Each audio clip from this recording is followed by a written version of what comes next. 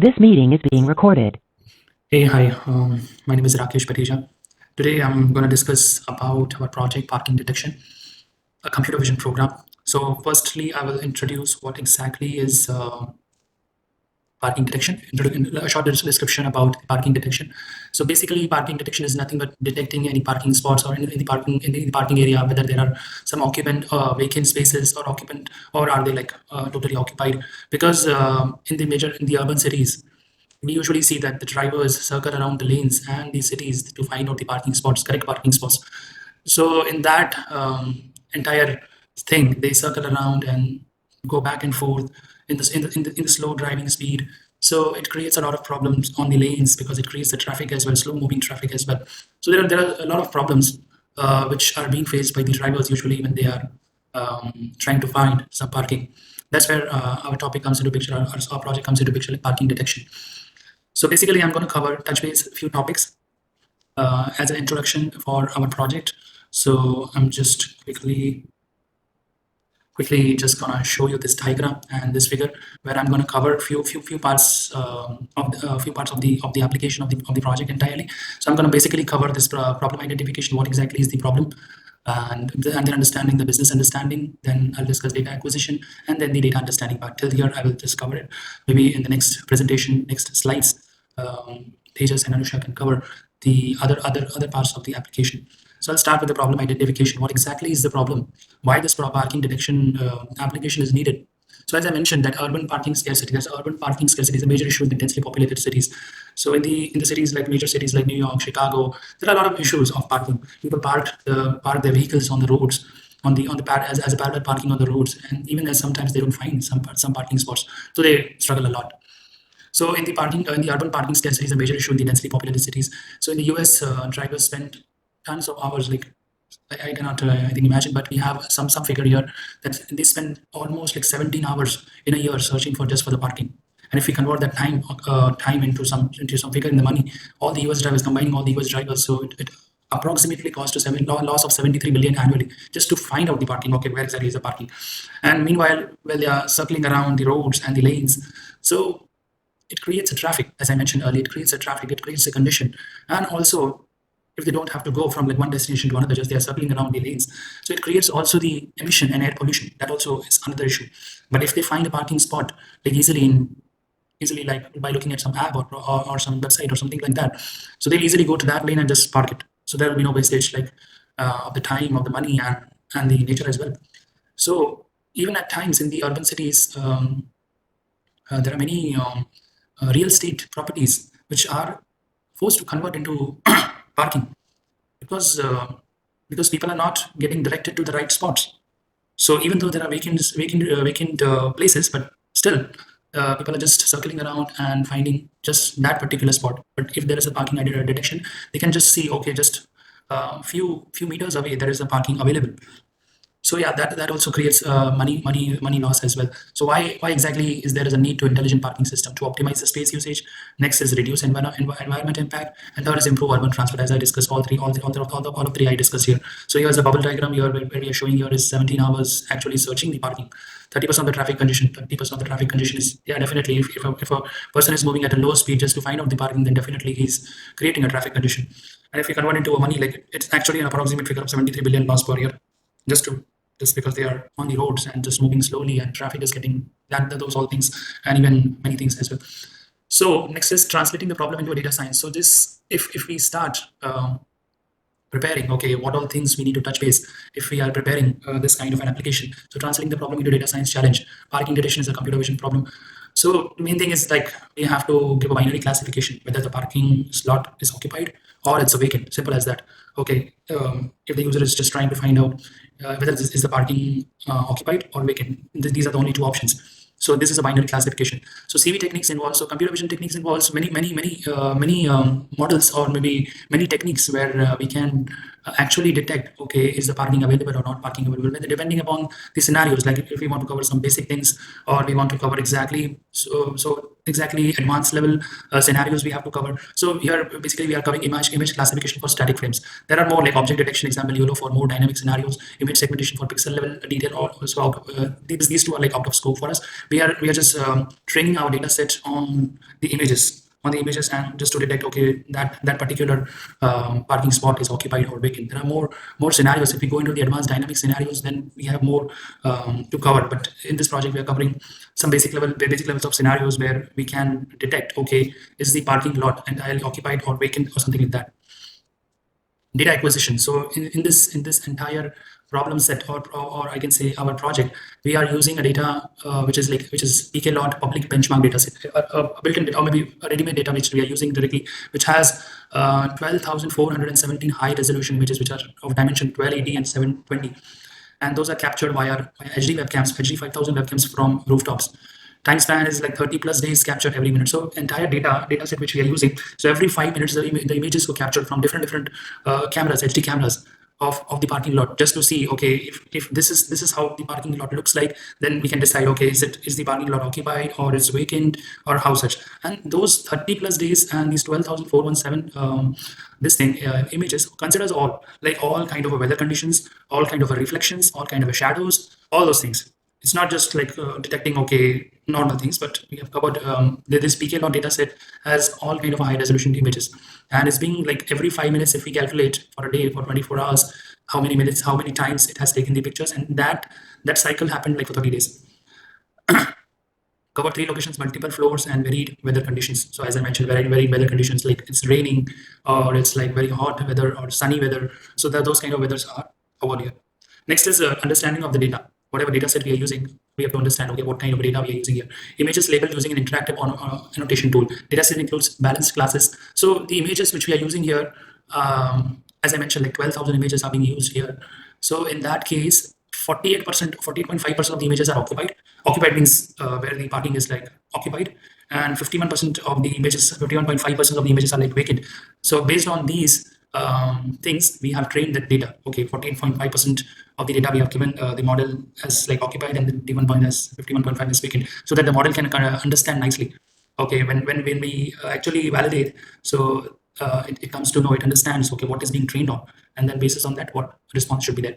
So as I mentioned earlier, environmental diversity and visual challenges are taken consideration as a part of data set. Like if the weather is like sunny, rainy, and overcast, it is being considered. Then the visual challenges like shadows, reflections, overexposed, rainy areas. So there are a lot of shadows. Can be like there may be some tree which is putting a shadow over that parking lot. So even that is covered here. Yeah. So yeah, pretty much I think I have covered as Thanks, Rakesh. Now, as I am supposed to do the next part of the data science lifecycle, but before that, just to make the presentation a little bit interesting, I want to show a small demo of our Gradio app. You can see that I have deployed it on my local host here, and I can upload the image here. On this side here, probability of being occupied will be displayed, and the final prediction, that is that parking is empty or occupied, that will also be displayed. And I have kept the images ready. So here are our test, train, and valid set. The basic tenet of data science is that all training is done on train set, but whenever model's performance is to be checked, then we have to use the images which are not used during training. So therefore, I will take one image from this test set. This is empty folder, and I choose some slightly difficult kind of image. So let us see if it predicts it or not. Here it is overcast weather condition, or there is a big shadow, and let us see what kind of prediction is generated. So it predicts that this is an empty image very convincingly, because the threshold was 0.57, that is greater than 0.57 will be predicted as occupied, but this is much less probability, and therefore it is predicted as empty. We can take another image from here, and that is this time I take the image from occupied section, but I would again try to take some difficult kind of image, maybe like this, where majority portion of the parking is covered by shading, and let us see our model can predict it or not. It predicts very confidently, 100% probability that it is occupied image. That's great. Now we have taken test set, but our model did not even see the validation set also during the training phase. So let us try something from the validation set. this is empty, but this time I'm trying something which is partially empty only, and let us see, that means a few cars are there here and there, and let us see if it predicts correctly or not. Now partially empty I couldn't find, but this is from one such odd angle, and there are trees which is covering view in a large part, and also the parking marks are not very clearly visible. They are mixing with this tree trunk and all. So let us see if it correctly predicts this or not. And it says very confidently that the probability is very less, 0.75%, or it is empty. Okay. So this was from test validation set also, and in validation set occupied I can take, where I will take maybe this image. First let me clear the old one, and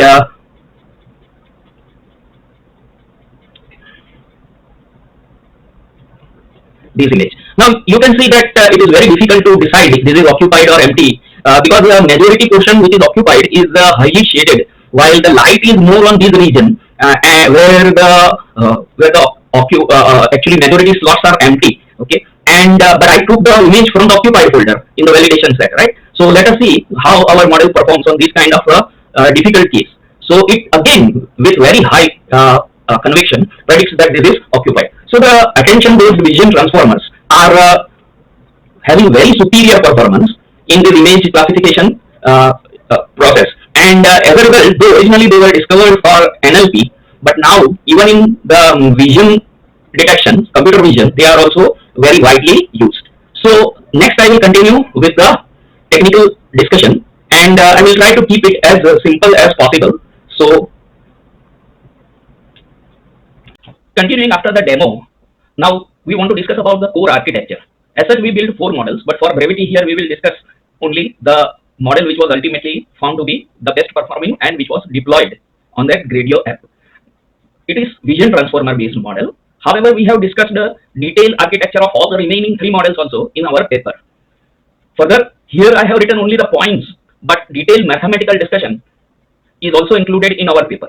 Now this shows on the right side image shows the vision transformer architecture.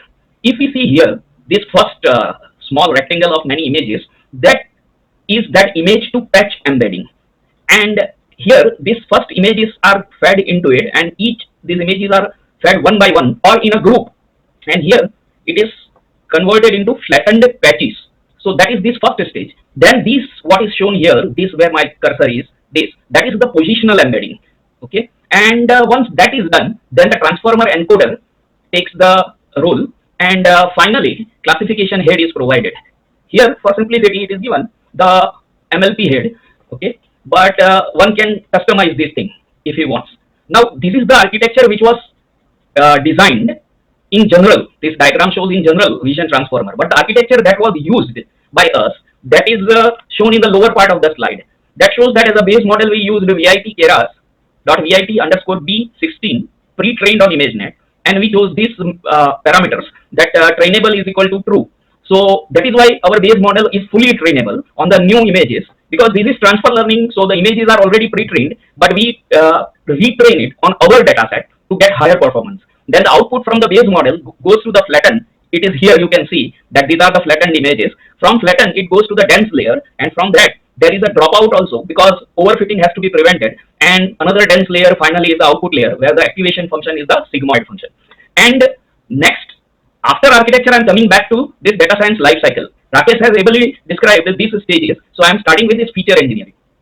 Again, here only the points are listed, but in the paper each point is detailed very each point is described in very proper detail. Okay, so first images were resized, then normalization was done, then data augmentation was done, and then label encoding was done. The remaining 3 steps are not as such purely called feature engineering, but rather selecting some options or selecting some hyperparameters during the training. So we selected some dropout, and early stopping was also employed. Both these help in preventing overfitting and restoring back to the best model. And finally, this input format was used so that the images are prefetched and they are loaded as per the required format.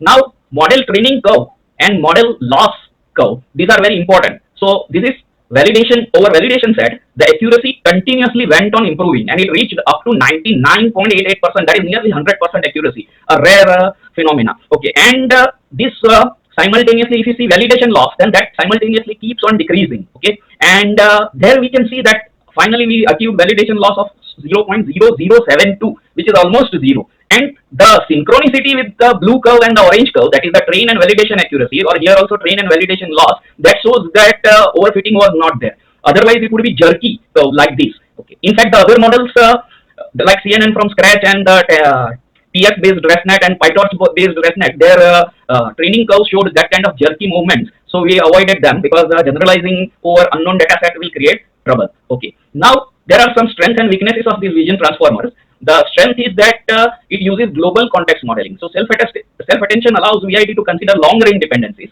without inductive biases like locality. So this is its big strength. It provides high accuracy on large data set, and that was the reason why we decided to try this VIT also among the other algorithms. The reason is we have some 12,000, more than 12,500 around images, and from which using the XML annotations, it became a data set of around 6 lakh or so parking slots. So it was a huge data set, and we required GPU to train. Flexibility, VIT is flexible and it can generalize to multimodal data, and it can integrate with text or language inputs, because originally it was designed for this NLP, and here we trained it on static images. But even if the video or streaming media is there, still this model, with some modifications of course, is expected to do well.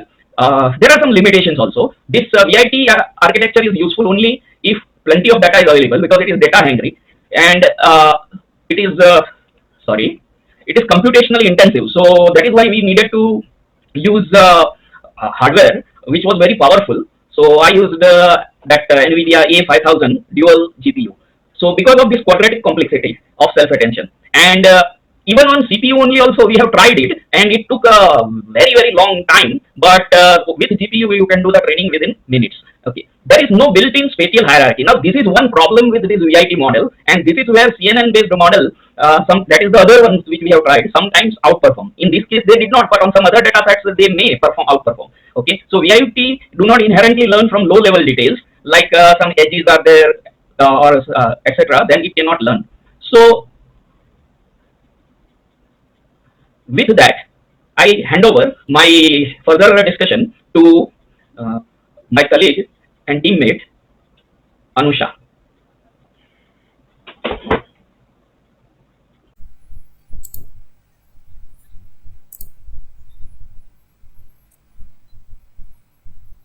Hi, I'm Anusha.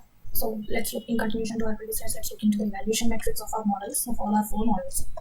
We evaluated our 4 models based on the metrics as shown on the screen: precision, recall, F1 score, and AUC ROC. Now let's see what each one of the metrics does and which model performed the best in each area.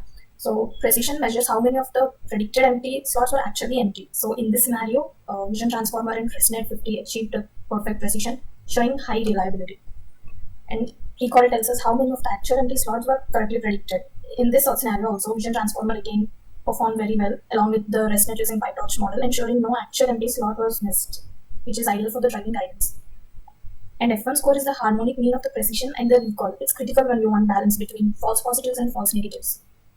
Again, here also we see that we found that Vision Transformer and ResNet 50 PyTorch dominated with perfect scores, followed by RCN and from scratch model and ResNet using ResNet 50 using TensorFlow. AUC indicates the ability of the model to distinguish between the classes. All models of course performed well here, with again Vision Transformer performing well, indicating excellent separability by its value, which is 1. So now let's look into the validation and test set metrics of our 4 models. So let's see the validation set metrics first. And the graph shown here represents how each model performed on the validation set across this precision, recall, F1 score, and so Vision Transformer and ResNet 15 PyTorch achieved perfect scores, indicating ideal behavior in correctly identifying empty parking spaces without false alarms. The TensorFlow-based ResNet also performed strongly, while custom CNN showed high recall but relatively very low precision, which means that it got most empty spots but more with false positives.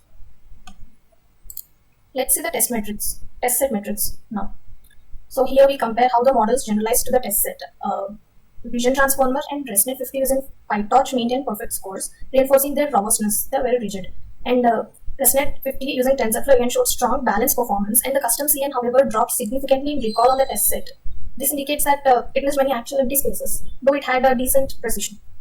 This suggested that the CNN model was more prone to false negatives under unseen conditions. So let's see the overview of our AUC and ROC scores. So what AUC and ROC does is that it shows how well the model separates the two classes regardless of the threshold. All models perform well with the vision transformer and ResNet 50 using PyTorch essentially going perfect on this thing. Even the custom CNN maintains strong AUCs, confirming that while it struggled with precision or recall individually, it still learned meaningful class distinctions overall.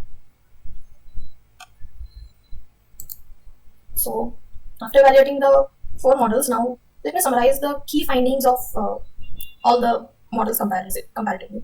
So if you see this performance table, both the vision transformer and ResNet 15 PyTorch achieved perfect F1 scores. And also if you see the AUC and ROC scores are also very close to 1.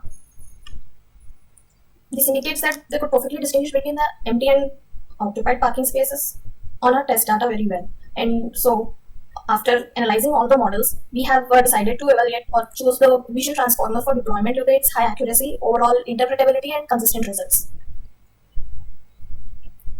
Well, also if we look into it, what's exciting is that even our custom CNN showed impressive performance. It reached a strong F1 score of 0.93, proving that simpler models can still be effective with the right training setup. Threshold tuning also played a very great role, with PyTorch model requiring a very low cutoff. And every study comes with its own limitations. Likewise, even our models have few limitations, which we'll discuss here. Although our models have shown very strong results, it's essential to acknowledge the study's limitations. So first, our models were trained on cropped images from fixed locations. Real deployments require full-frame image processing and smart detection. So looking into the limitations here, the first limitation is the dataset generalization. Parking lot dataset is limited to specific locations and perspectives, especially if it was taken in the Brazilian university campuses specifically. And generalization to other environments is kind of limited with this dataset. And next comes is static images only. Yeah, models were trained on static images and not real-time video feeds. And so this makes it unsuitable for live deployment without further development. And also the parking slots assumes that model assumes that the parking slots are already cropped. Real-world applications need slot localization through the object detection model using YOLO or anything. And also, if we check in binary classification only, yes, handling of ambiguous, occluded, and intermediate states was not done, and limited environmental variability indicates that parking lot lacks a nighttime fog and snow conditions, which reduces its robustness to a certain limit. And there's no latency and inference studies. Model inference time was not evaluated for deployment on road source edge devices. And there is a limited explainability. No GradCam, SHAP, or LIME was used to interpret CNN or the vision transformer in a better way to make better decision. And also, there might be a potential dataset bias, which indicates that there might be a small class imbalance or annotation noise in the parking lot dataset. And the model is not tested on underground or multi-level parking structures. It is tested in the open air parking. So it can be extended. This can be a future scope. It can be kind of extended further by testing with working on the indoor parking also. So as we say, let's look into the future scope of this model. Looking ahead, there are several directions to this project which can be evolved into. So this is based on two things, on technical side and on the user experience front. If we look more into the technical side, incorporating YOLO and single shot detector algorithms can allow us to detect parking spaces directly from raw images or the raw videos, eliminating the need for pre-cropped data. And also making the system robust to real environmental changes like night lighting or fog is essential for practical use of the model. And we also aim to deploy this on edge detection edge devices like Jetson Nano for low-cost real-time inference and Raspberry Pi for quantization or pruning probably. And now let's see the future scope on the user experience and integration front. So we can imagine a mobile application in an Android, like in Android or iOS application, using monitoring tools like MLflow, can make this a fully autonomous adaptive parking solution. And also if we use GradCam or attention maps, this can be helpful for the vision transformer to make better decision analysis.